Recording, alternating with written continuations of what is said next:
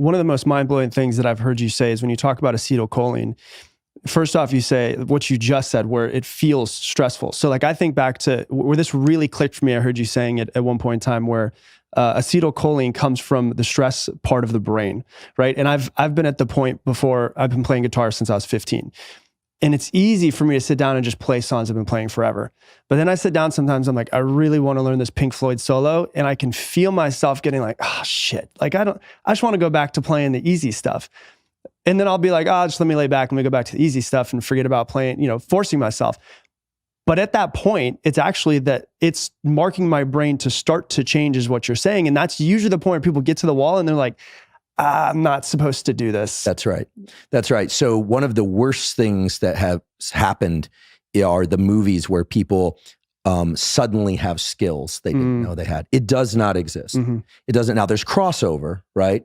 Athletes that are terrific in one domain can be terrific in another domain. But if maybe framing it this way, which you just did very nicely, will help people if they're trying to learn, which is when you feel agitation, that's the brain and nervous system queuing up the things it needs in order to create change. But you will not experience the feel-good molecules, dopamine and serotonin, until you hit a new landmark, until you hit a new milestone. Yeah. That does not happen. There's no feel-good entry into real learning.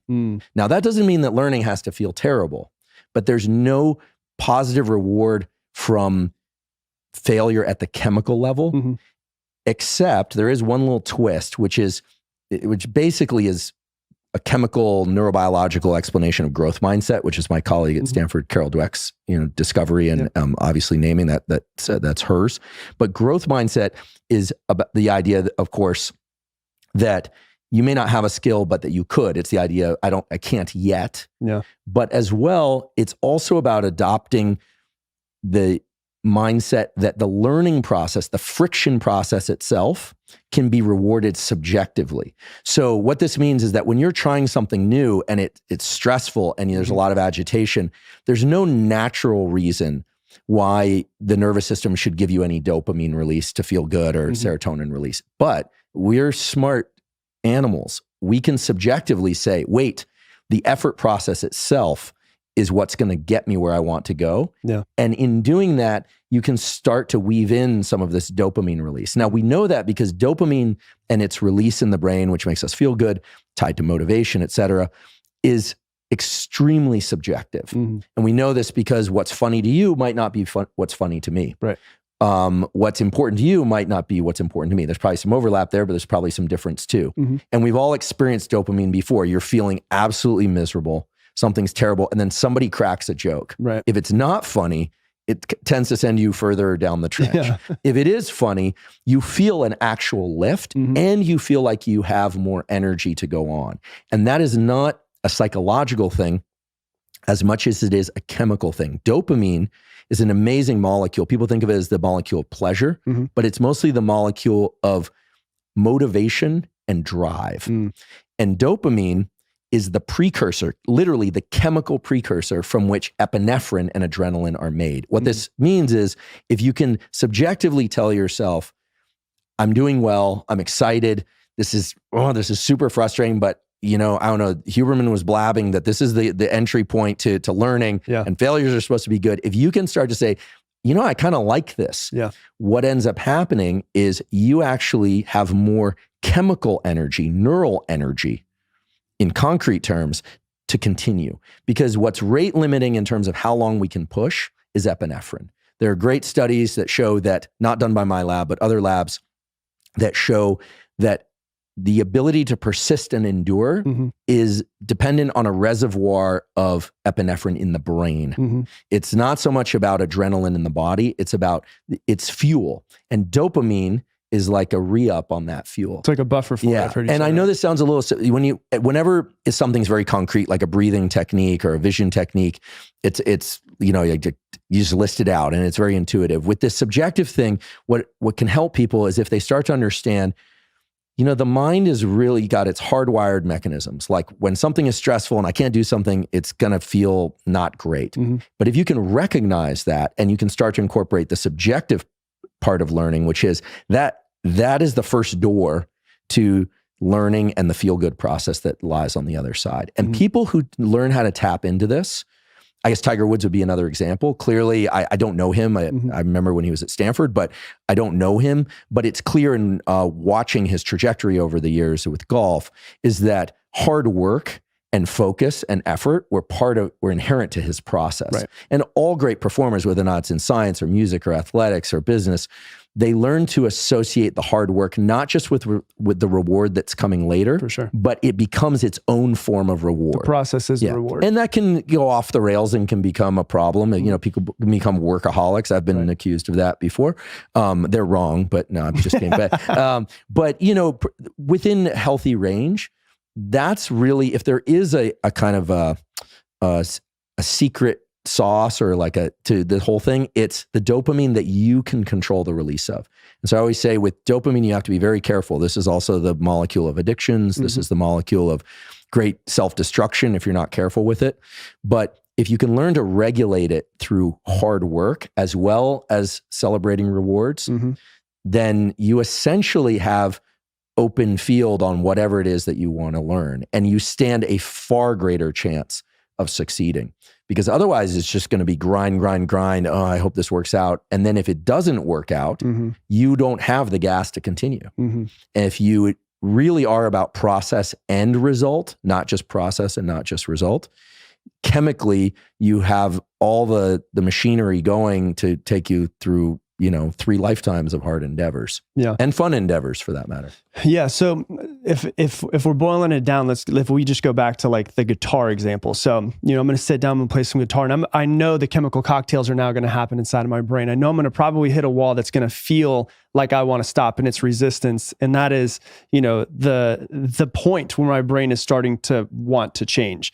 And instead of me going, okay, when I learn this entire Pink Floyd song, which could take me days, then I'm finally going to feel good about myself, which will finally give me the dopamine. It's like, if I can spend the next 2 minutes learning just these 3 parts, and then I get past those 2 minutes, and it's almost like a mini celebration inside my head, I can give myself dopamine, which then gives me more drive and motivation to continue to keep learning the rest of it, right? Absolutely. So chunking, breaking things down into their elements, is something we hear about all the time. It's, you know, a journey of 1,000 miles starts with a single step. How do you eat an elephant? You know, 1 bite at a time. Yeah.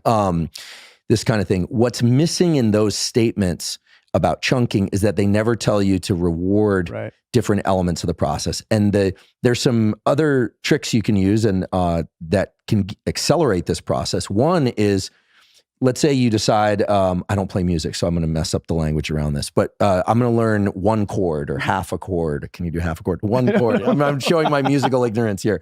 1 chord or 1 bar of music, and you reward that. You're like, yes, okay, that was really challenging. But if you understand that kind of the excitement that you feel at that point is the opportunity to continue. And we can talk about how this is rooted in ancient mechanisms, not mechanisms to allow us to learn music, but mechanisms that allow us to find mates and build shelters and build civilizations, all sorts of things. But if you can do that, but every once in a while, skip the reward. Every once in a while, you get there and you're like, yes, suppress the dopamine response a little bit. And the reason is the best learning schedule is the one that the casinos leverage, which is intermittent reward. If your body and brain start to expect dopamine on a regular schedule, and that can be a regular schedule in time or a regular schedule like every time I get the A or every time I learn a bar of music, it will start to have a diminished effect over time. And so I have some friends who've done very well in the entrepreneurial space, and some of them, you know, you get the phone call, what do I do now? It's like, oh, poor you, you know? Someone's like, you know, what do you do? And I always just say, give it away. Just give it away. And if that feels good, great. Or give half away. And they're like, wait, what? You know, and some of them do give it away, or much of it, never all of it, but much of it. So they're good people. But people who develop a relationship with dopamine that's attached to effort, pick a milestone, reward yourself subjectively. How do you know if you've done it correctly? There's always the question I get. How do I know if I've done it correctly? You'll know because you have energy to continue. And you'll have a kind of a pervasive feeling of satisfaction. But the idea is to push into the next vista, to the next milestone.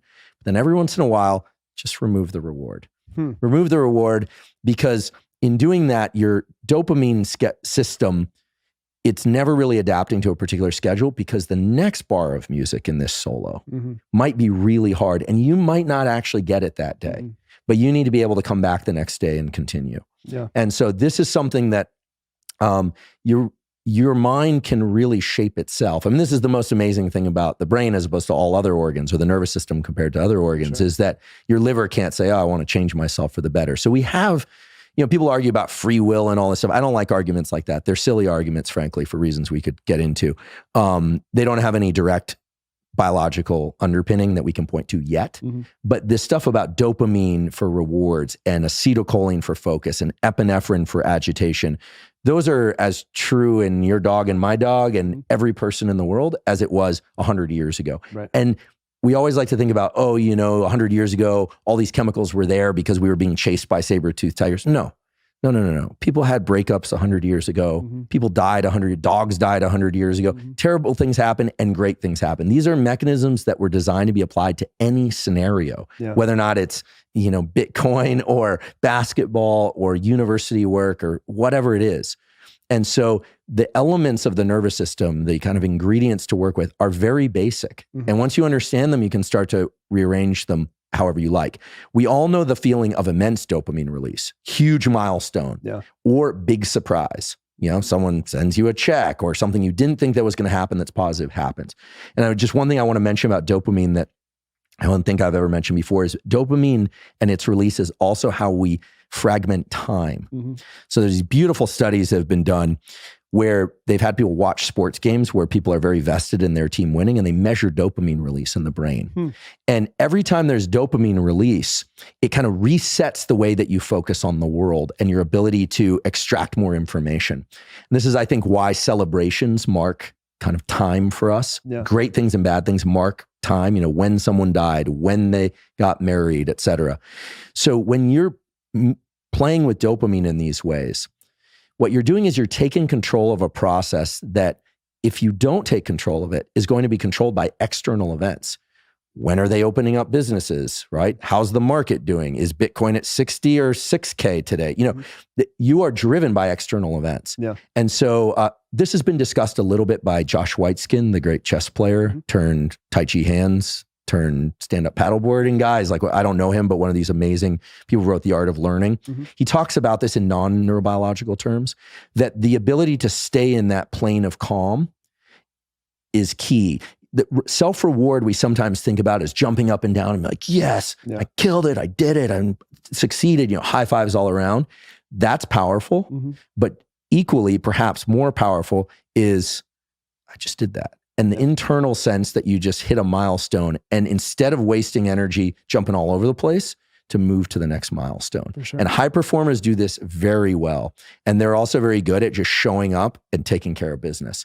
And so it doesn't matter what domain you're in, this stuff of dopamine giving you more gas to push on further, because it's the precursor to epinephrine.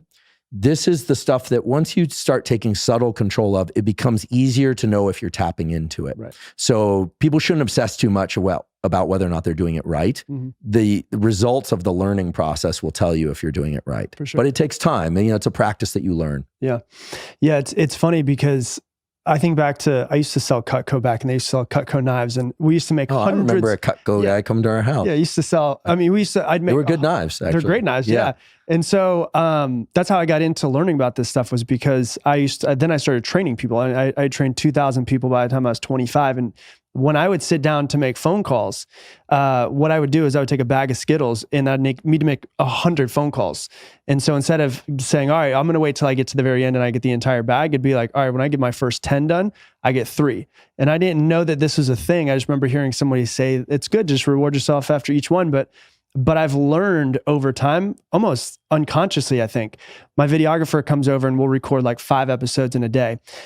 And that's to sit down and focus, and 5 episodes in a day is hard. But she brought something up. She's like, do you realize that you celebrate yourself after every episode? And it's to the point where I'll move the mic away and go, that was really fucking good. And that's all I'll say to her. But she's like, you notice that you celebrate yourself. And I heard you talk about how dopamine reward systems give you just that little bit more drive to do it. And I was like, oh, this makes so much sense. Why I get so excited to then go to the next one, even though mentally that could have been exhausting on the third episode in a row. Yeah, absolutely. I mean, it's a great example. I mean, dopamine is the molecule of craving, of motivation, and possibility. And it has a dark side too. I mean, drugs that throw dopamine through the roof, like cocaine and amphetamine being the two most common ones that do that, they create a vicious loop where the drug-seeking behavior itself and the drug become the only source of high amplitude dopamine release. And so nothing else compares. Yeah. And I define addiction as a progressive narrowing of the things that bring you pleasure. We're not talking about that. We're talking about taking subjective control of dopamine. Yeah.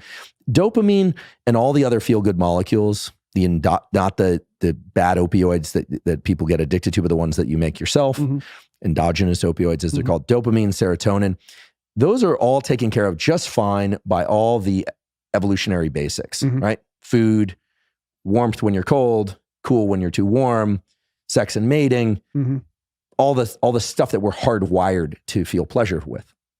But those systems are also available for subjective control. And that's how we've been able to emerge as the dominant species on the planet, right?